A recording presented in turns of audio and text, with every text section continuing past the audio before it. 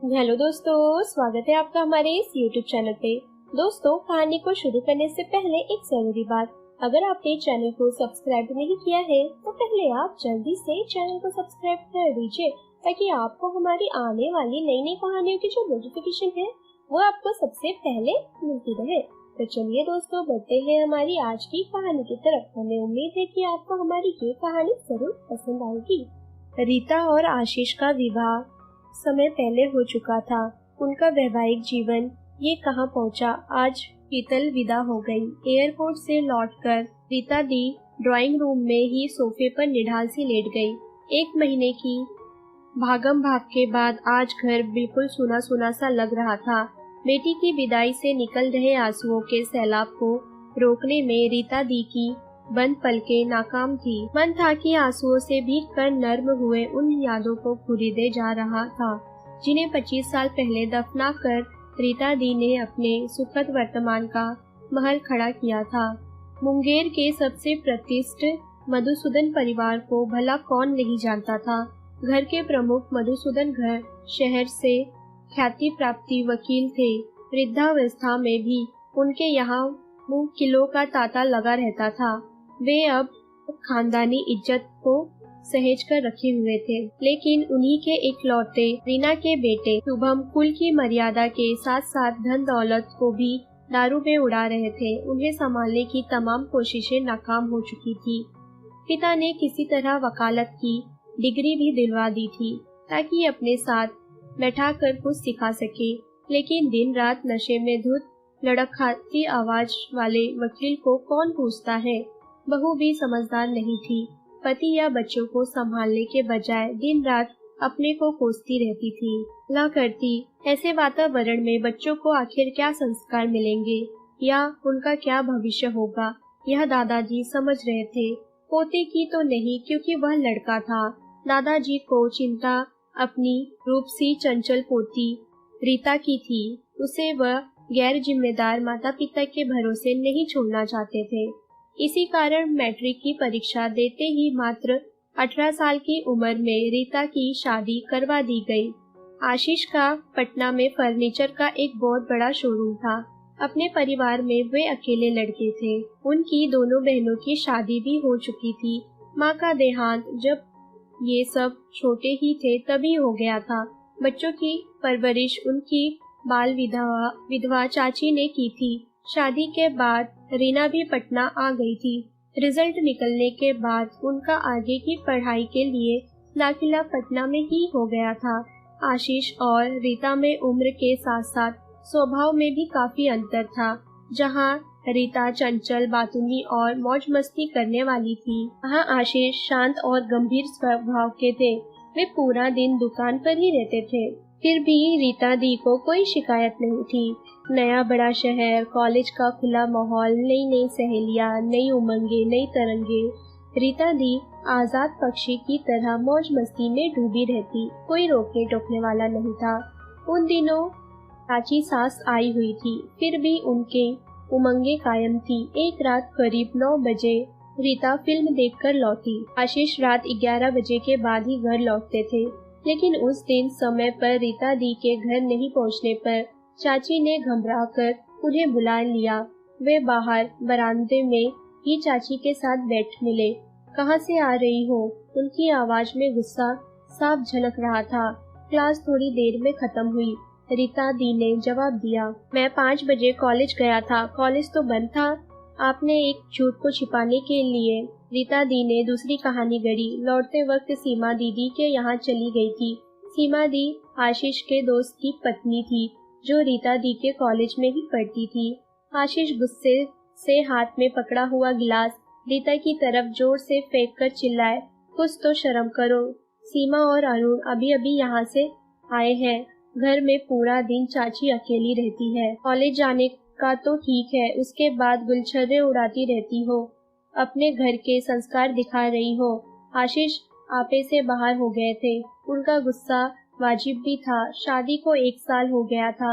उन्होंने रीता दी को किसी बात के लिए कभी भी नहीं टोका, लेकिन आज माँ तुल्य चाची के सामने उन्हें रीता दी की आदतों के कारण शर्मिंदा होना पड़ा था। रीता दी का गुस्सा भी 7वें आसमान पर था। एक तो नादान उम्र में उस पर दूसरे के सामने हुई बेइज्जती के कारण वे रात भर सुलगती रही। वह बिना किसी को बताए मायके भी आ गई। घर में किसी ने कुछ खाया या नहीं था, कुछ पूछा भी नहीं। देखने समझने समझाने वाले दादाजी तो पोती की विदाई के 6 महीने बाद ही दुनिया से विदा हो गए थे।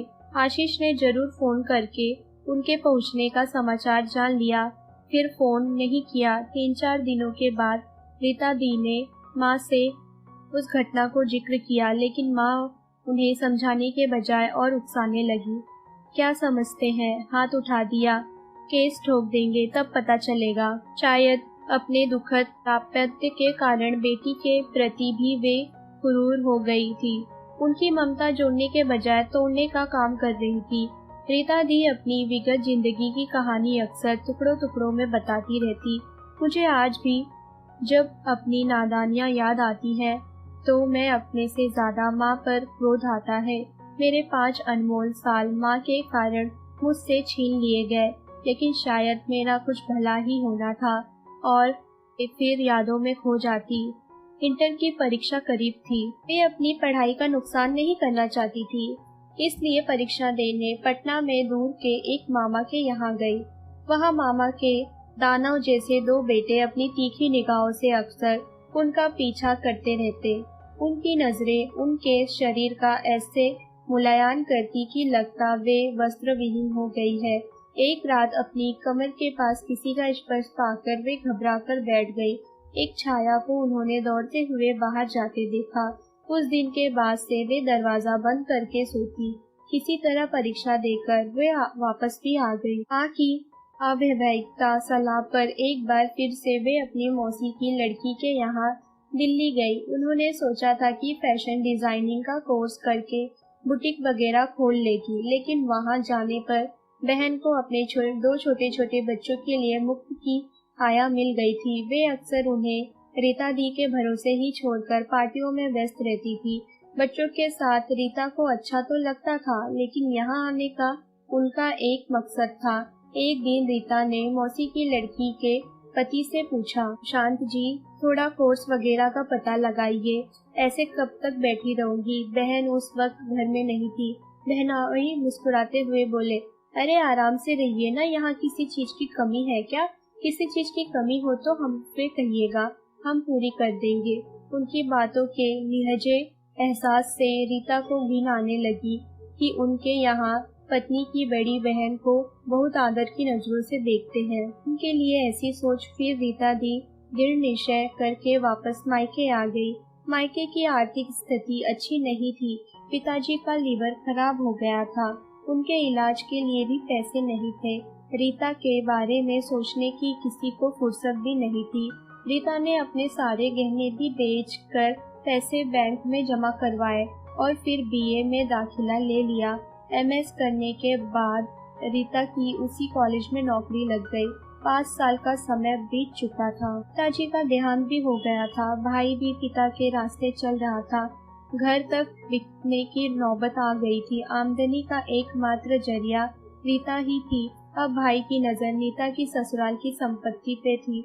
वह रीता पर दबाव डाल रहे थे कि तलाक ले लो, अच्छी खासी रकम मिल जाएगी।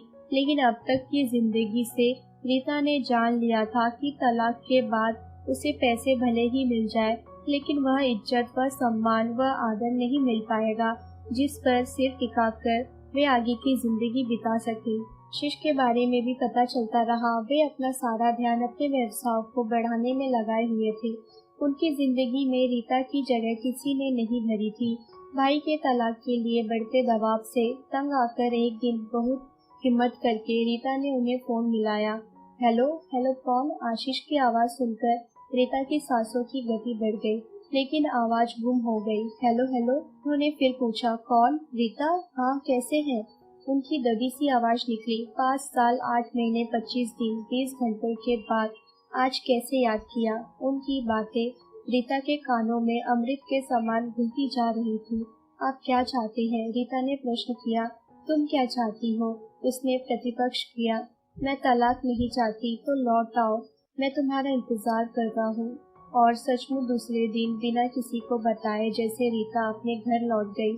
फिर साहिल पैदा हुआ और फिर सलोनी। रीता दी मुंगेर के जिस कॉलेज में इकोनॉमिक्स की विभाग कक्ष और सहप्राचार्य थी, उसी कॉलेज में हिंदी की प्राध्यापिका भी थी।